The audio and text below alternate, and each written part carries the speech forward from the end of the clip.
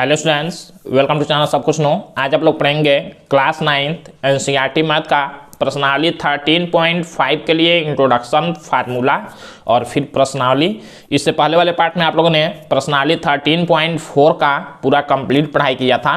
तो अगर आप लोग चैनल पर नए हैं, चैनल को सब्सक्राइब करिए, वीडियो को लाइक करिए, ज़्यादा से ज़्यादा शेयर करिए ताकि सभी लोग आसानी से ऑनलाइन पढ़ाई कर सकें।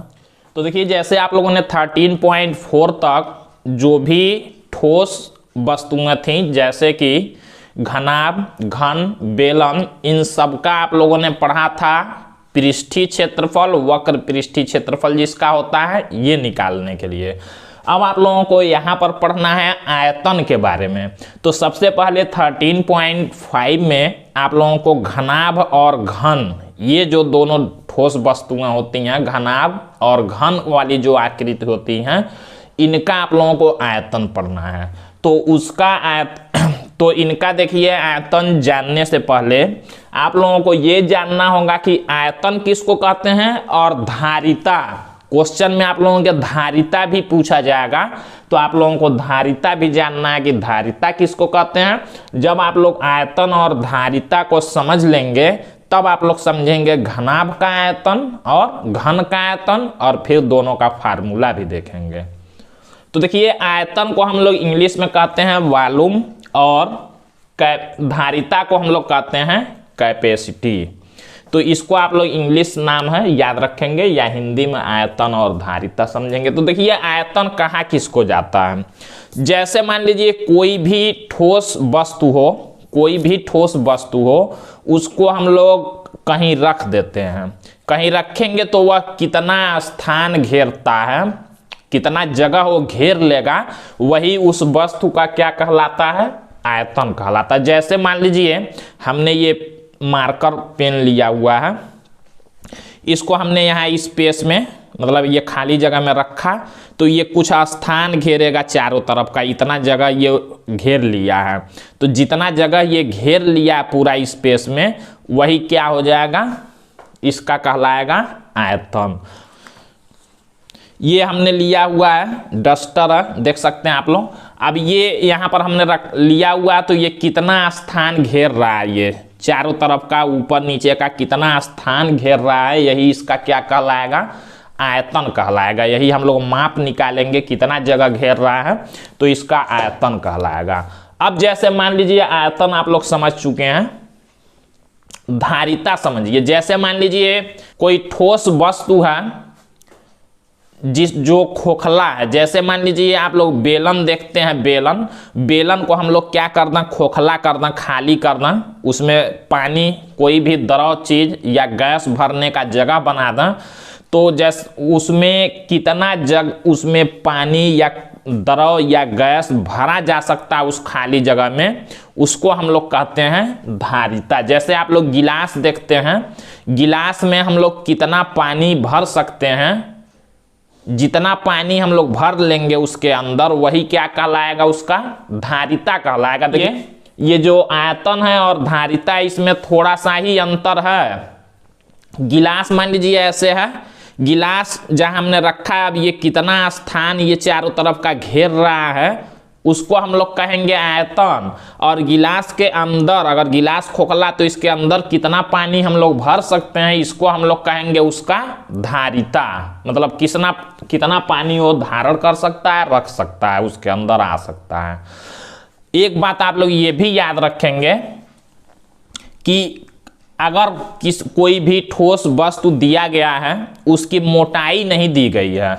एक बात आप लोग ये याद रखेंगे कि अगर कोई ठोस वस्तु दिया गया है और उसकी मोटाई नहीं दी गई है, तो आयतन और धारिता उसका बराबर होगा। इसको आप लोग याद रखेंगे।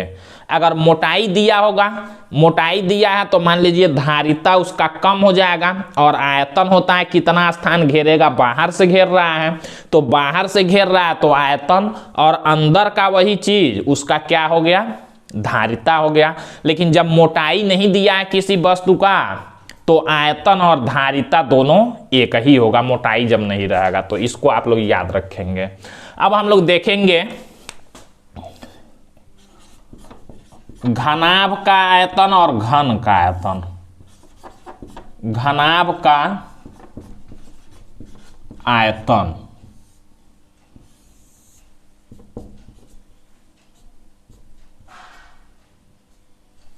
देखिए घनाभ आप लोग जानते हैं किसको कहते हैं, कोई आयत अगर है, आयत में होता है लंबाई और चौड़ाई, अगर इसी के ऊपर हम लोग ज्यादा आयत रखते जाएं मोटा हो जाएगा तो उसमें ऊंचाई भी आ जाएगी, तो जब ऊंचाई आ जाएगी तो उसी को हम लोग कहते हैं घनाभ। कुछ इस तरह का होता है घनाभ।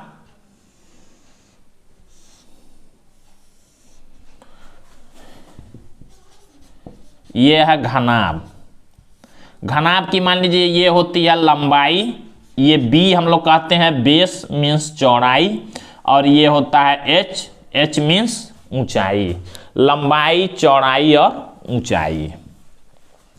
तो देखिए कोई भी अगर आयत आप लोग लेते हैं, आयत में होगा लंबाई और चौड़ाई। अगर आयत का आप लोगों को क्षेत्रफल निकालना हो तो कैसे निकालेंगे, लंबाई गुणे चौड़ाई करके। जैसे मान लीजिए इसका लंबाई चौड़ाई और ऊंचाई हो गया घनाभ का, तो घनाभ का आयतन किसको कहेंगे, अब घनाभ है मान लीजिए ईंट को हम लोग घनाभ कहते हैं, अगर उसको हम लोग घनाभ को ऐसे रख दें स्पेस में तो ये कितना जगह घेरेगा, वही इसका क्या कहलाएगा, घनाभ का आयतन कहलाएगा।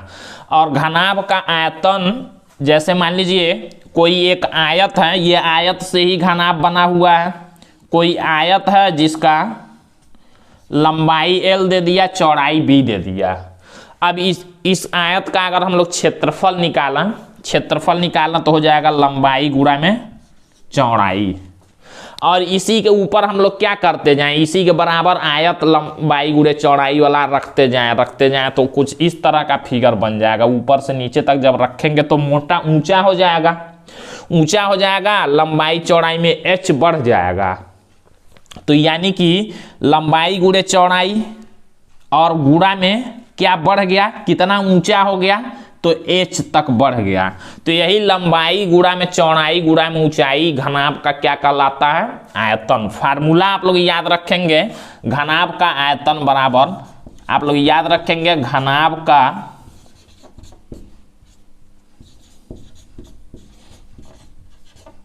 आयतन बराबर फार्मूला होता है लंबाई गुणा में चौड़ाई गुणा में ऊंचाई, L into B into H.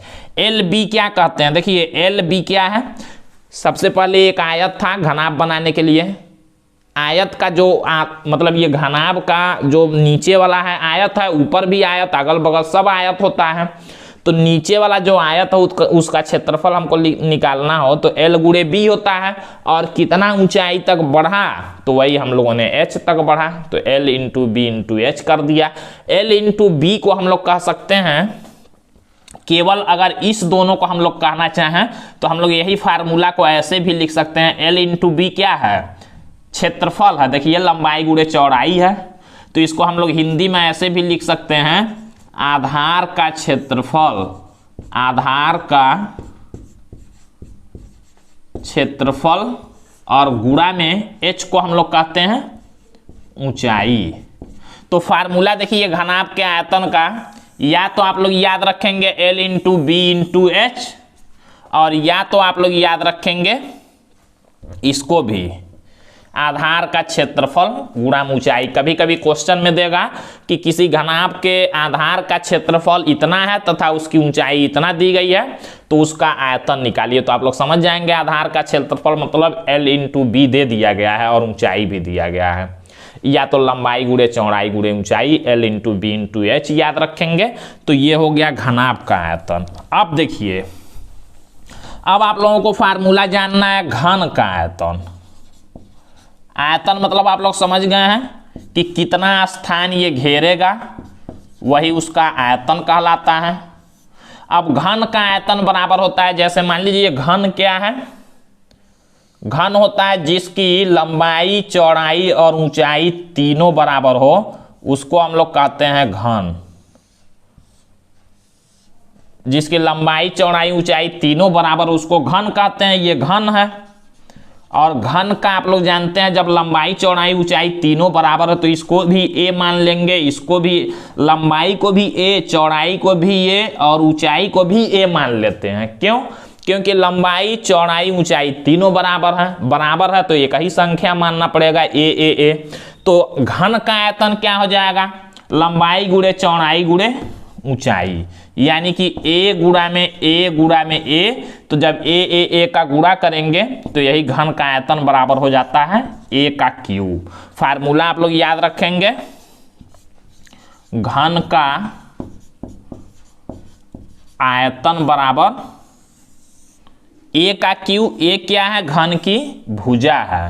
a क्या है? यहाँ घन की भुजा है, यानी कि भुजा का क्यूब कर देंगे, 3 बार गुणा कर देंगे तो उसका आयतन निकल जाएगा।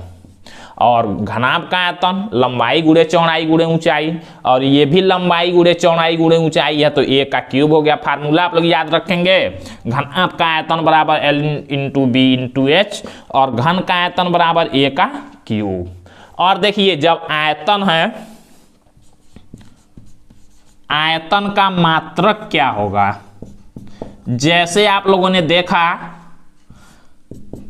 लंबाई रहता है तो सेंटीमीटर, मीटर, किलोमीटर इसमें दिया गया रहता है।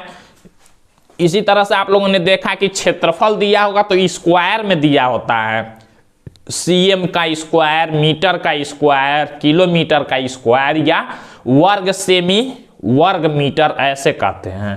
क्षेत्रफल जब भी होगा तो स्क्वायर में दिया होगा। और आयतन का मात्रक क्या होता है? घन में होता है इसका मात्रक।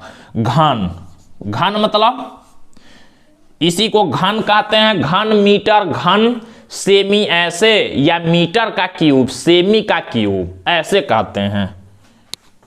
घन होता है, या कह सकते हैं हम लोग इकाई का क्यूब।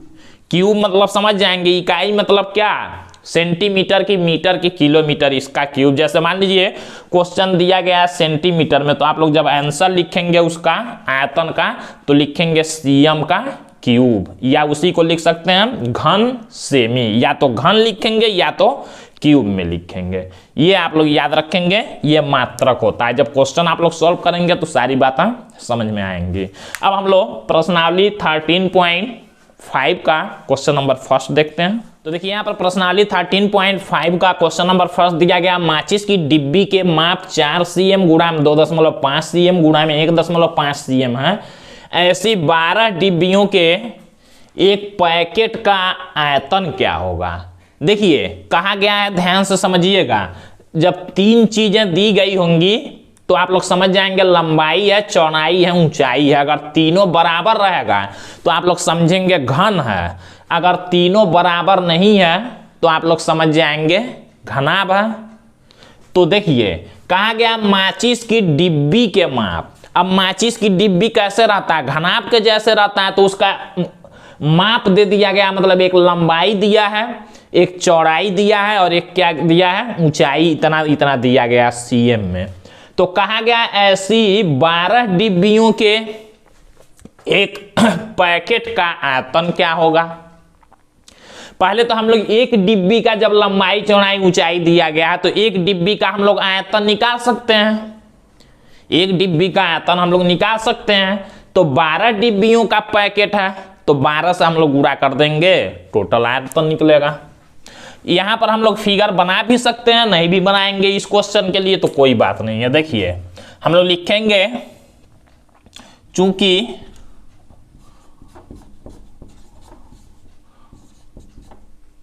माचिस के डिब्बी का लंबाई L बराबर हम लोग लिख सकते हैं 4 cm। फिर हम लोग लिखेंगे माचिस के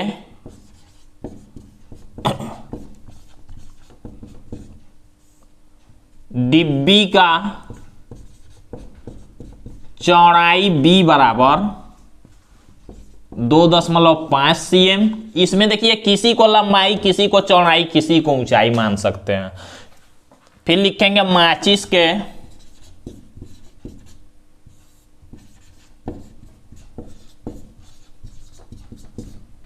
डिब्बी का ऊंचाई h बराबर 1.5 cm, लंबाई चौड़ाई ऊंचाई तीनों दे दिया है। तो हम लोग लिखेंगे क्या, माचिस के एक डिब्बी का आयतन। हम लोग क्या लिखेंगे इसलिए माचिस के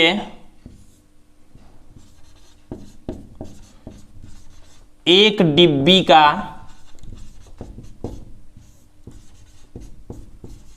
आयतन बराबर। अब आप लोग जानते हैं माचिस का डिब्बी किस तरह का है, घनाभ के जैसे रहता है, लंबाई चौड़ाई ऊंचाई उसमें रहता है। तो हम लोग यहां लिख भी सकते हैं माचिस के एक डिब्बी का आयतन बराबर, यहां लिख भी सकते हैं घनाभ का आयतन।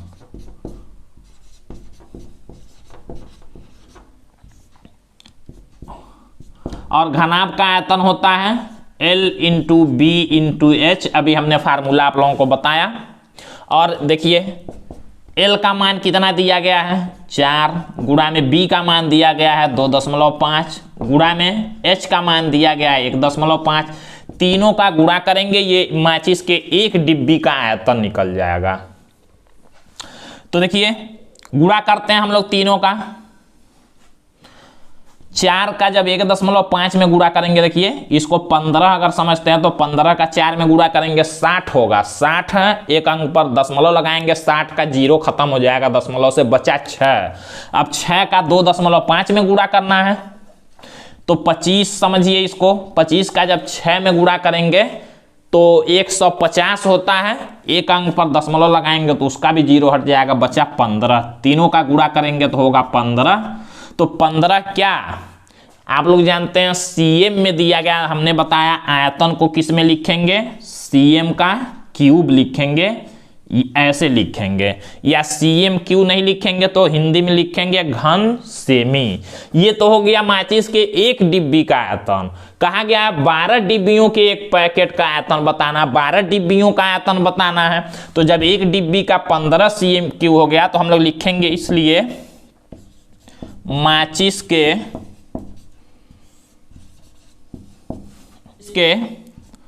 12 डिब्बियों के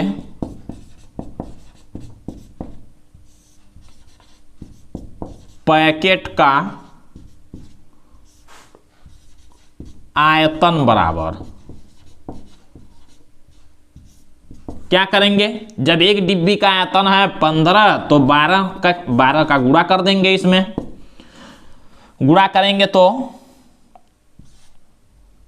180 होगा। 180 आयतन आप लोग जानते हैं जब पूरा cm में दिया गया है तो लिखेंगे cm का क्यूब। ये हमारा आंसर होगा। इसी को घन सेमी भी लिख सकते हैं, घन कहते हैं 3 को। तो इस तरह से आप लोग प्रश्नावली के जो भी क्वेश्चन दिए गए हैं उसको सॉल्व करेंगे। अब इस वीडियो के अगले पार्ट में आप लोग क्वेश्चन नंबर 2 से आगे का पढ़ाई करेंगे। तो आज के लिए बस इतना ही।